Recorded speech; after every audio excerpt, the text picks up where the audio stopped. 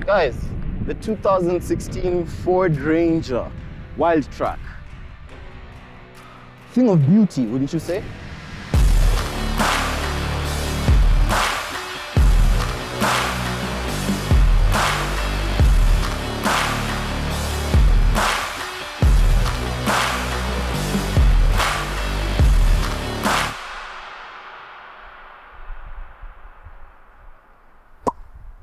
Let's talk exterior.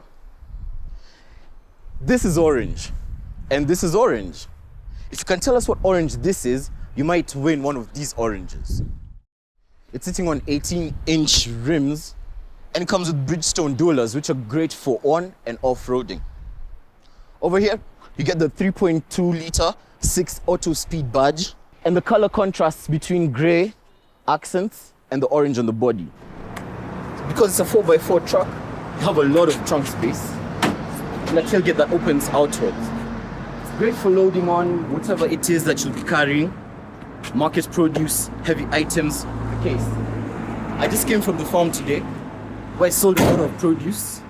I'm a rich farmer who can afford a Ford Ranger Wildtrak. On this side, nothing much changes. It's a beautiful car. The side steps.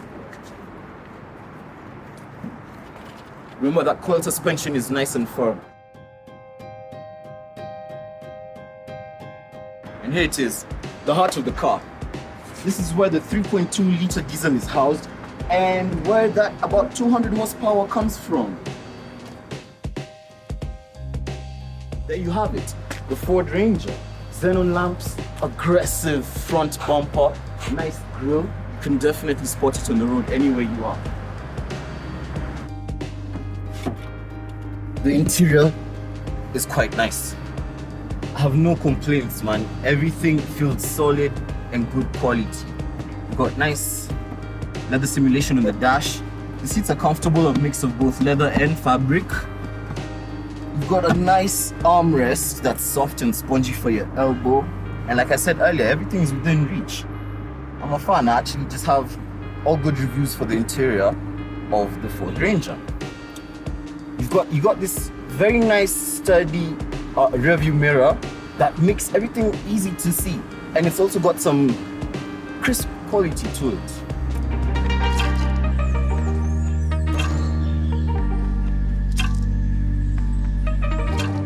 Why did I say Mkulima? Because that's what cars like these are for. Ruffling between the farm and the market and everything else in between. Anyone who buys a pickup truck for anything outside that reason, you have to ask them. I wouldn't know why. Might as well just go for a straight up SUV. The car retails for about 6 million shillings. It competes with the likes of the Nissan Navara, Toyota Hilux, to name a few. The engine is kinda noisy, I won't lie. It screams a lot. At even 2000 RPM, you hear it. But it picks up effortlessly, well, with a bit of a growl. The driver's sitting position in the Ford Ranger is quite nice. It's high up, slightly higher than some of the SUVs I've sat in.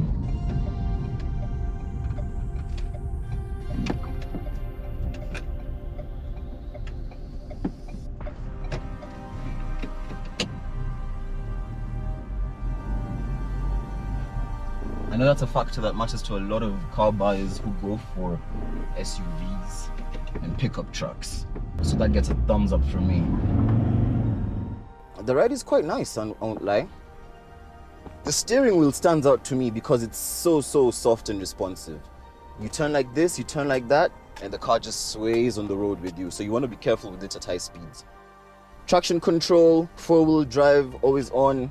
The consumption is fairly decent. For a 3.2-liter, I'd say you're getting good value for money. It can do 8 kilometers city roads and just above 10 on the highways. I want to show you guys how this thing can perform off-road. Let's see what the ride is like. Suspension, stability, power. Niwapeleke kwa shamba,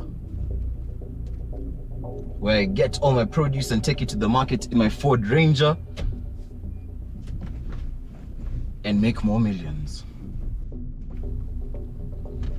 Well, the car's got a nice rigid suspension. It's well raised, and on these off-road, it copes fairly well. Actually, let me be a bit more generous. It copes very well.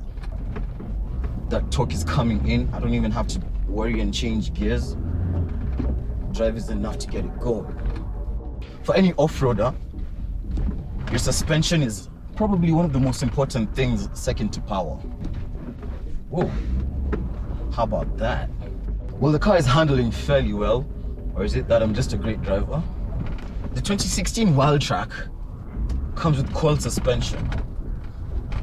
So yeah, you can feel how rigid it is compared to other cars that we've driven.